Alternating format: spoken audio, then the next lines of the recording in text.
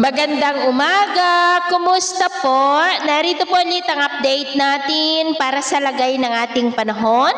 Ngayong umaga po ng March 27, 2026. Sa ngayon po ay walang aktibo na sama ng panahon sa loob ng Philippine Area of Responsibility. Easterlies pa rin o yung mainit na hangin mula sa Pacific Ocean ang umiihip po ngayon dito sa ating bansa. Samantala sa labas ng PAR sa malayong silangan gaya ng inyong nakikita ay may LPA ulit na nabuo at tinawag po ito na Invest 99W. Ang salitang Invest ay tawag po ng JTWC o Joint Typhoon Warning Center ng mga low pressure areas dito po sa may West Pacific. Pero ang LPA nito ay hindi naman po nakitaan na banta dito sa ating bansa.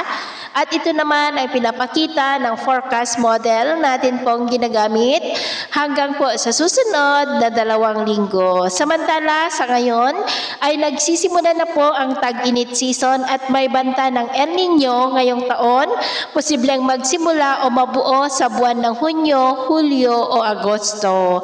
At sa lagay ng ating panahon ngayong madaling araw ay maayos naman po ang panahon sa malaking bahagi ng ating bansa at mamaya ay asahan natin na sisikat ang araw sa malaking bahagi, magiging mainit at maalinsangan muli ang panahon.